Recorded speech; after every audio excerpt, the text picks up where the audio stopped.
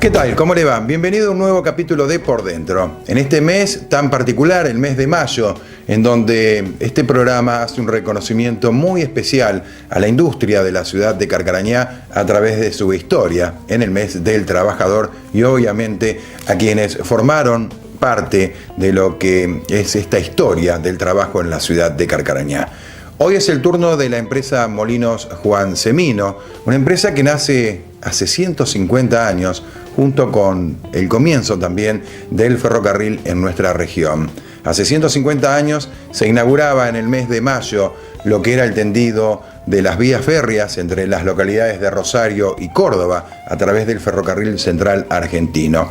Y también el Molino Juan Semino es una de las empresas más antiguas, no solo de la ciudad de Carcarañá, sino que también de la provincia de Santa Fe. Tenemos en nuestro programa invitados a dos protagonistas, dos ex empleados jubilados en la actualidad. Me refiero al señor Oscar Pilotti, que hace más de 46 años que trabajó en el Molino Juan Semino, y también al señor Jorge Rasquia, que también lleva casi entre 45 y 50 años de actividad en esta industria molinera de la producción de harina y sus derivados en nuestra localidad. Vamos a conocer cómo es la historia de esta empresa, cómo nace en la ciudad de Rosario, cómo se forman plantas en la ciudad de Carcarañá y también en Rosario, cómo se unen. Bueno, toda esta historia de la mano de estos protagonistas.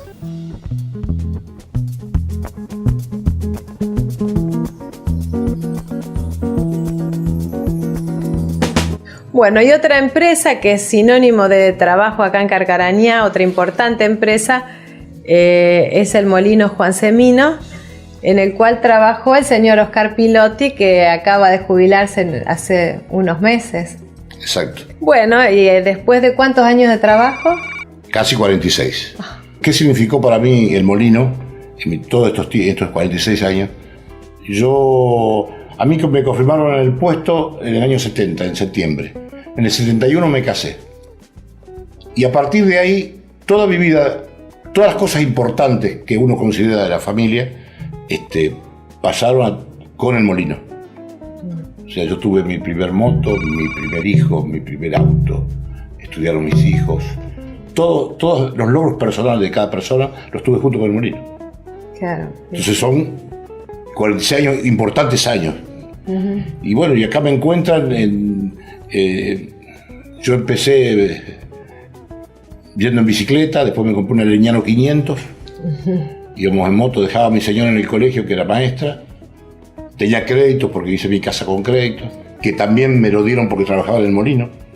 Y bueno, lo fui pagando en cuotas y de mañana dejaba a mi nena más chiquita en la casa de mi suegra, y mi señora iba al colegio. Viví durante mucho tiempo con el sueldo de mi mujer.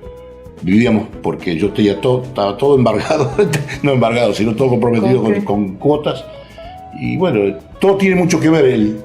Yo tengo que agradecer la estabilidad que tuve. ¿En qué momento empezó a trabajar? ¿Cómo fue su historia?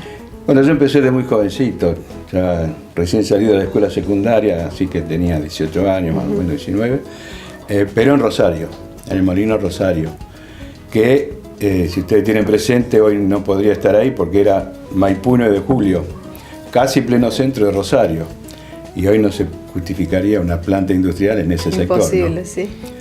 Entonces, cuando la empresa cumple 100 años, 1965, lo cierra el molino. Cierra el molino y proyecta trasladar toda su producción a la planta de acá de Carcarañá.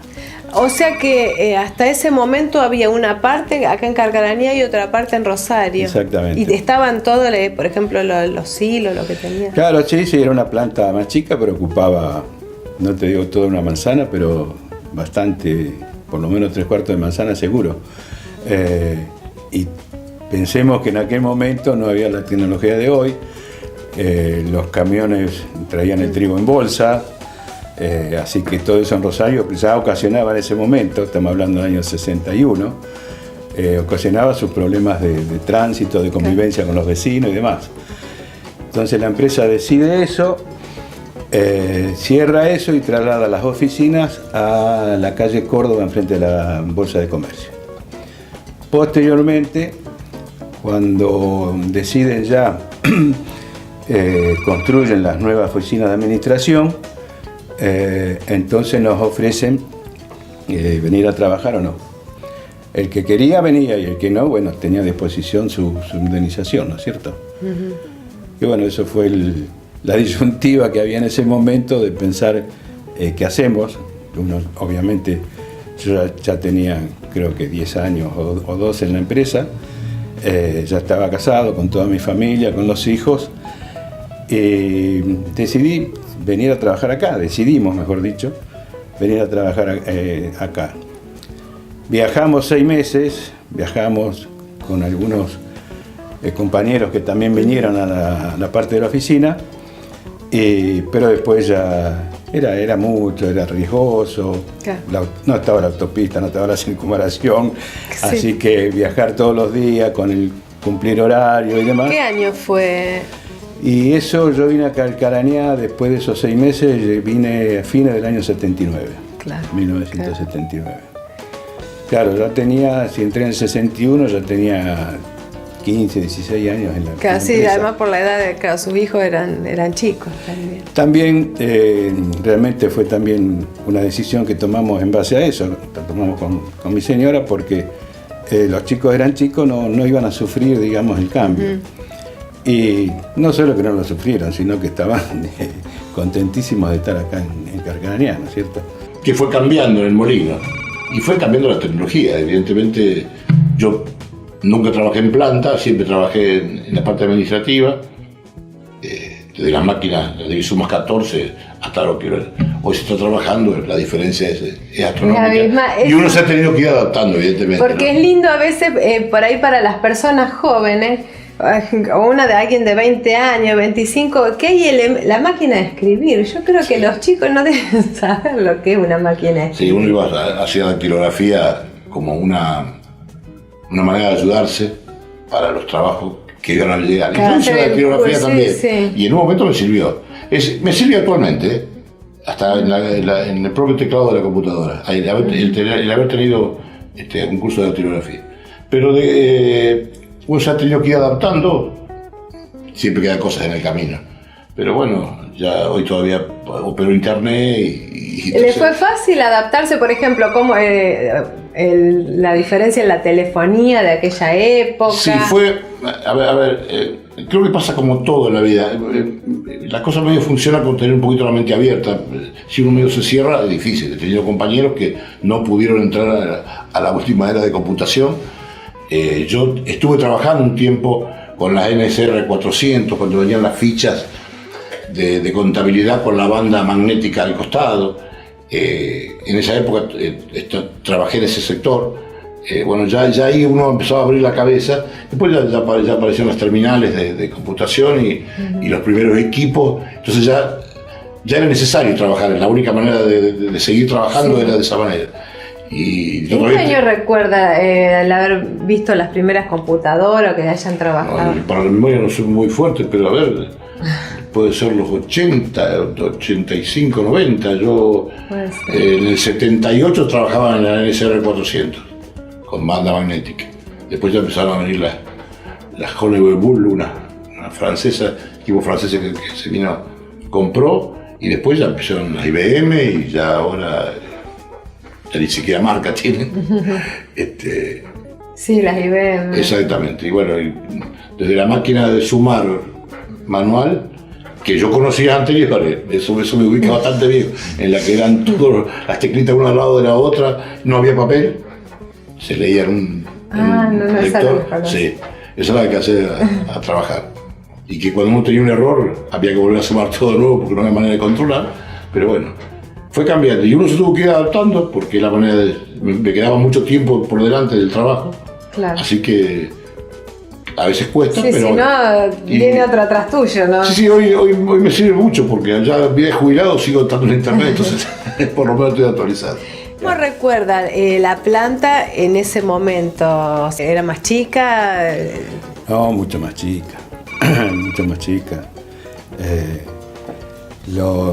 El logro de los directivos de la empresa fue, digamos, ir ampliando la la capacidad de producción, ¿no es cierto?, para tener un mejor mercado, para ir digamos, aumentando la producción y la mayoría de ventas, ¿no es cierto? ¿Cómo era la operatoria industrial en ese momento? Bueno, también en aquellos años, yo antes te decía que en Rosario llegaba el trigo en camiones. Acá no solo en camiones, sino que la empresa tenía el ingreso de trenes, un desvío ferroviario para el ingreso de trenes, porque en aquella época se traía mucho trigo del sur. Ajá. La zona más triguera y de mejores trigos era el sur, un poco Córdoba también, provincia de Buenos Aires estoy hablando, ¿no es cierto? O La Pampa. Y entonces, claro, ese traslado era costoso y demás, pero estaba el ferrocarril. Claro. Después, con el tiempo y con las políticas que hubo y demás, el transporte de camiones lo fue superando al ferrocarril y se dejó de usar hasta que, las vías ya creo que todavía en una parte están las vías que entraban directamente en la zona del náutico sería, por ahí entraban los trenes y todo en bolsas, no había trigo, era un trabajo que demandaba mucha mano de obra, claro. ¿No es cierto? Imagínate mover todo una producción de trigo y harina, mejor dicho, de las semillas de trigo a fabricar harina, todo descargarlo todo a mano, ¿no es cierto?